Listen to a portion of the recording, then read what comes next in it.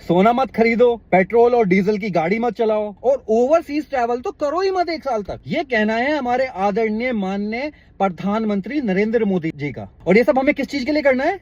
देशभक्ति के लिए। मतलब सारी देशभक्ति हमें ही दिखानी है, इन्हें कुछ नहीं दिखाना। जो हजारों लाखों करोड़ इलेक्शन कैंपेन्स पे खर्च करते हैं, बड़े बड़ी बिल्डिंग्स बना रहे हैं, अपने मुख्यालय बना रहे हैं, इनकी फॉरेन विजिट्स पे कोई खर्चा नहीं आता। तो लगभग 1 लाख के करीब ट्रैवल एजेंसीज हैं आज के टाइम में इंडिया में लिस्टेड, ठीक है। तो उनमें मान लो कम से कम 20-30 लाख तो एम्प्लॉय होंगे ही।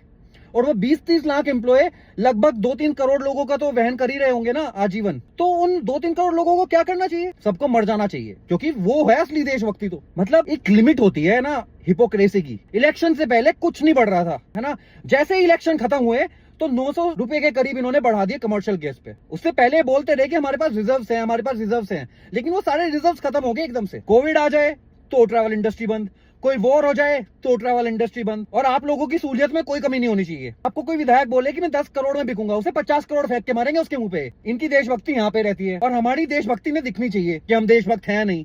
इन्हें हमें हमारी देशभक्ति का इन्हें प्रूफ चाहिए हमेशा। मतलब आज तक आप लोगों ने बोला कभी कि भाई कोविड में तुम्हारा इतना नुकसान हुआ और वॉर की वजह से तुम्हारा इतना नुकसान होता है, जो डॉलर के प्राइस इतने हायर साइड जा रहे हैं उनकी वजह से तुम्हारा इतना नुकसान होता है, तो गवर्नमेंट कंपनसेट करेगी। हम गवर्नमेंट किस लिए चूज करते हैं? कि गवर्नमेंट हमारे फायदा कराए, लेकिन गवर्नमेंट हमसे फायदा मांगती रहती है हमेशा। वाह मोदी जी वाह, क्या कहने आप। और जो लोग खुश हो रहे थे ना इस वॉर में ईरान इसराइल के, कि मुस्लिम मर रहे हैं, मुस्लिम मर रहे हैं, मुस्लिम मर रहे हैं, लो मर गए मुस्लिम, लेकिन भुगतोगे तुम्हें और कुछ दिखाई नहीं दे रहा। ना तुम्हें करप्शन दिख रहे, ना तुम्हें गिरते हुए पुल दिख रहे, ना तुम्हें कटते हुए पेड़ दिख रहे, ना तुम्हें पहाड़ों में सुरंगें दिख रही, कुछ नहीं दिख रहा तुम्हें। ये सब तुम्हारे लिए डेवलपमेंट है। और तुम कह रहे हो ईवी चलाओ, है ना। तो ईवी का प्राइस क्यों रिड्यूस नहीं कर रहे तुम लोग? मतलब अगर किसी का बजट है 5-7 लाख की गाड़ी लेने का, वो सीधा 15 लाख की गाड़ी ले। आप डायरेक्ट सब्सिडी क्यों नहीं दे रहे लोगों को? तो चलाएंगे लोग, है ना, ईवी यूज करेंगे, खरीदेंगे। कुछ राज्यों ने थोड़े बहुत टैक्स कम कर दिए भाई, अगर आप ईवी खरीद रहे हो तो आपकी एक्सपेक्टेशन हमसे है, लेकिन आपसे हम कुछ ना क्वेश्चन कर सकते, ना हमारी कोई एक्सपेक्टेशन होनी चाहिए। सारे घूसखोरों को तुम मुख्यमंत्री बना दे रहे हो, नशेड़ियों को तुम स्वास्थ्य मंत्री बना दे रहे हो, गुंडों को तुम मुख्यमंत्री बना दे रहे हो, और हम खुश हैं। हैप्पी इंडेक्स में इंडिया नंबर 1 पे है अभी।